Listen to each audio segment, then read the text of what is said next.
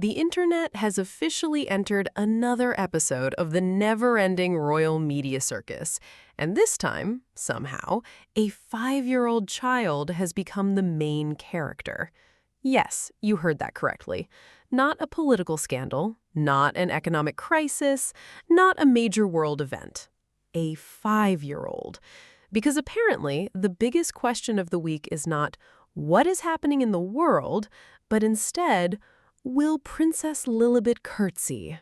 I mean, humanity has really reached fascinating levels of creativity. Somewhere, someone looked at a little girl celebrating her 5th birthday and thought, wait, how do we turn this into a royal protocol debate? And somehow they did. According to reports, Princess Lilibet, daughter of Prince Harry and Meghan, Duchess of Sussex, has reached the age where royal children traditionally begin curtsying or bowing to the reigning monarch. And that is where the conversation exploded, because suddenly the media machine went into full dramatic mode. A child's birthday became a royal rule announcement. A private family matter became a public debate.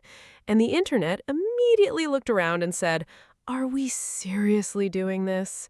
Because let's be honest, there's a huge difference between teaching a child manners and turning that child's every milestone into royal content. Nobody is shocked by the idea that children learn manners. Children everywhere learn manners. They say hello, they say thank you, they learn how to behave around grandparents, teachers, and guests. That is normal. That is parenting.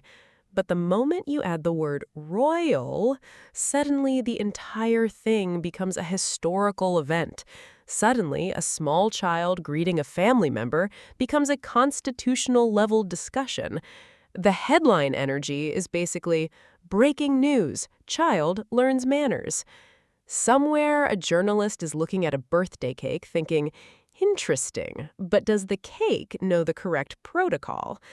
Because the way some of this coverage is framed makes it sound like Lilibet has been handed a giant royal handbook. Page 1, how to walk. Page 2, how to stand. Page 3, how to avoid upsetting a centuries-old institution before you've even learned long division. And that is the part many people online found ridiculous. Not the idea of a curtsy, the obsession, the constant need to put Harry and Meghan's children under the microscope. Because this is where the contradiction becomes impossible to ignore. For years, the conversation around Prince Harry and Meghan has included debates about privacy, boundaries, and protecting their children from intense public attention. Yet, here we are.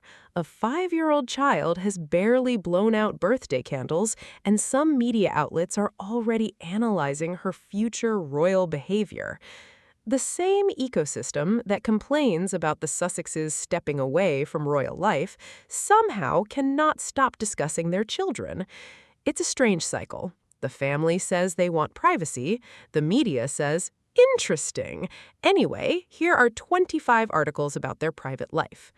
It's like someone putting up a do not enter sign and the internet treating it like a treasure map. Now, let's talk about the actual tradition. Yes, historically, royal children have been expected to bow or curtsy to the sovereign. That is not exactly a shocking revelation. The royal family has traditions. They have rules. They probably have rules for things most ordinary people never even think about. There's probably a correct royal way to hold a cup, sit on a chair, and walk into a room. The monarchy has turned etiquette into an Olympic sport. But the bigger question is, why does a hypothetical future greeting need to become breaking news? Lilibet is not a working royal. She's a child living her life with her parents. She is not currently walking around doing official engagements. She's not opening hospitals. She's not cutting ribbons. She's not attending endless ceremonies. She's 5. 5. At 5 years old, most children are focused on toys, cartoons, snacks, and convincing adults that bedtime is actually a terrible idea. The biggest negotiation in a 5-year-old's life is usually, can I have one more story? Not, will my greeting style satisfy a centuries-old institution? And that is why so many people reacted. Because there's something strange about seeing adult commentators passionately debate the behavior of a child who is simply existing. The royal family has always lived at the intersection of family and public image. That's the entire challenge. They are a family, but they are also a symbol. And that creates endless conversations. But there has to be a line somewhere. A child should not become a constant character in a media storyline simply because of who their parents are. And this is where Harry and Meghan's situation becomes interesting. When they stepped back from royal duties, one of the biggest things they talked about was creating a different environment for their family. A life away from the constant attention. A life where their children could grow up with more normal experiences. And yet the fascination continues. Every photo, every birthday, every tiny detail, the media microscope is still there. It is almost like the spotlight followed them out the palace door and said, "Excuse me, we are not finished."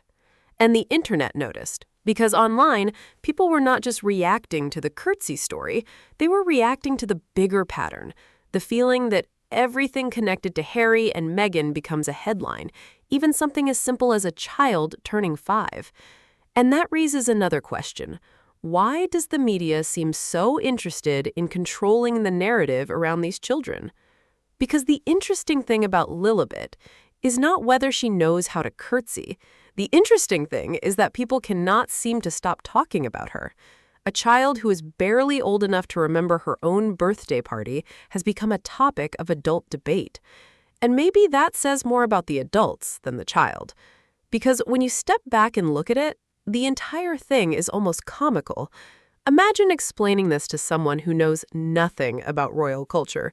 You would say, there is a family. They have a little girl. She turned 5. People wrote articles about whether she should bow, and the person would probably respond, wait, seriously? Yes, seriously.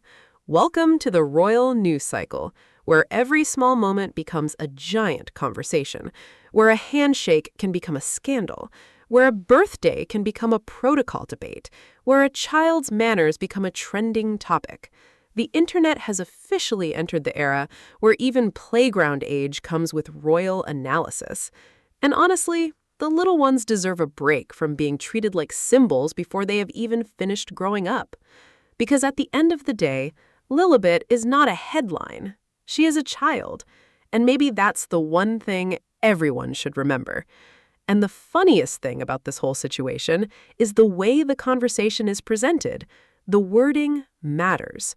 Because there's a huge difference between saying, royal children traditionally learn certain greetings, and saying, Princess Lilibet must follow a new royal rule. Those two sentences create completely different reactions. One sounds like a historical tradition. The other sounds like a 5-year-old has been summoned to a royal training camp. And this is where people started questioning the framing. Because language has power. A headline can take something ordinary and make it sound like a crisis. A child learning a polite gesture becomes a rule. A family tradition becomes a requirement. A possible future interaction becomes a major royal development. It's almost like the headline writers are adding dramatic music in the background. Dun, dun, dun, the CURTSY has arrived. The dramatic presentation is what made people laugh, because let's imagine the reality.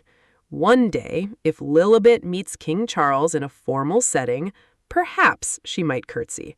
Perhaps she might be reminded beforehand. Perhaps someone might say, remember, sweetheart, this is how you greet Grandpa. That's not exactly shocking. Families teach children how to behave, the same way parents teach children to shake hands, say hello, or be respectful around elders. But the royal angle turns it into something much bigger.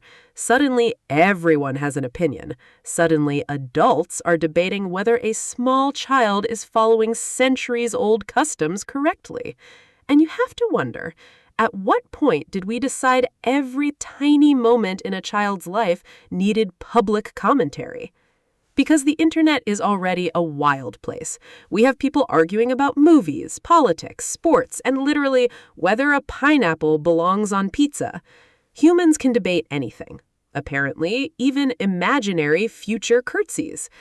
The royal family has always had this unique situation. They are both a family and a public institution. That creates endless fascination. People are interested in their history, traditions, and public roles. That's understandable. But children is where the conversation gets complicated, because children did not choose the spotlight. They were born into it. And when it comes to Harry and Meghan's children, that conversation has been especially intense. The world has watched the Sussex family from the beginning, from their wedding, to stepping back from royal duties, to moving to the United States, to building a different life. Every decision has been analyzed. Every interview has been dissected. Every appearance has been discussed. And now, even a fifth birthday has become another opportunity for commentary. It creates this strange situation where a child can be both barely known to the public and somehow constantly talked about. People know headlines about Lilibet, but they do not actually know her. They do not know her personality. They do not know her favorite games. They do not know what makes her laugh. Yet somehow, there are conversations about what she should do. That is the strange part. The public discussion becomes less about the actual child and more about the symbol people have created.